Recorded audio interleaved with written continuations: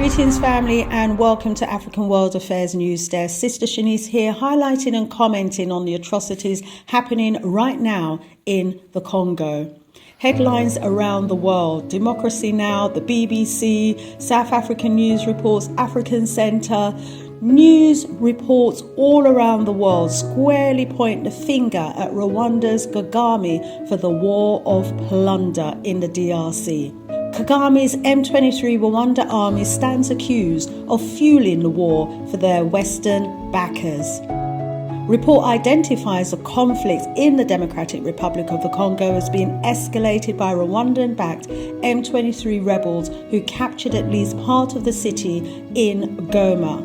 UN Chief Antonio Guterres has called on Rwandan forces to withdraw immediately from the DRC and end support for M23 as fears grow of a wider regional war. But Maurice Carney, co-founder and executive director of Friends of the Congo, says Rwanda's actions in the DRC will continue unless Western countries stop rewarding President Paul Kagame with development aid, trade deals and military funding. This lack of accountability, which rampant impunity, lack of justice has enabled this to continue to this day, says Carney, calling on Rwanda's involvement in the DRC a war of plunder aimed at securing the country's mineral wealth.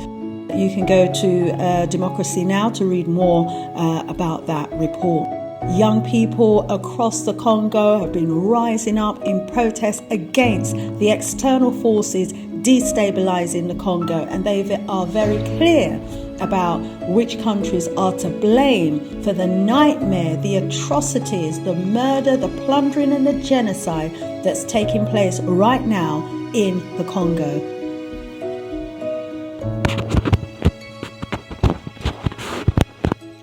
After gleaning some of the major headlines about the situation and the problem in the Congo, it's very clear that Paul Kagame is working for the West. He is facilitating the stealing of Congo's resources at whatever brutal genocidal cost. He's responsible for the M23 rebels who are being used to invade another sovereign country. His backed rebel army is murdering innocent citizens. It's clear millions of citizens have been displaced, tens of thousands have lost their lives. Imagine if Rwanda had a dispute with Britain. Would Paul Kagame be sending his army in to invade Britain, to take over the city of London, to take control of its resources? Hell no. So why does he do it in the Congo? Because of his ethnic hatred for his fellow African neighbors, for money, for power, and because he's been allowed to get away with it. Well, as far as every decent citizen of the world is concerned, enough is enough. It's time for Paul Kagame and his Rwandan and Ugandan armies to take their occupying forces out of the Congo.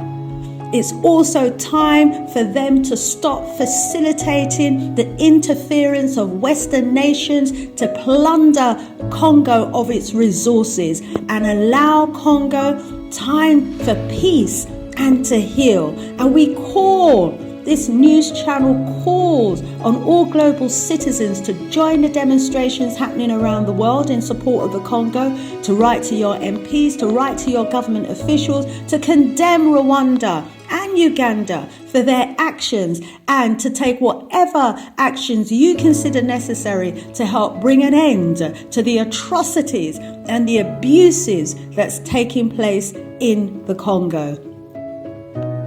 Our hearts, our mind, our spirit and our soul is with the people of the Congo right now, and with the people everywhere in the world that is suffering because of the riches of their land. Justice will come. Please leave your suggestions and comments below, and also please remember to subscribe to this channel. Sister Shanice out of here for now.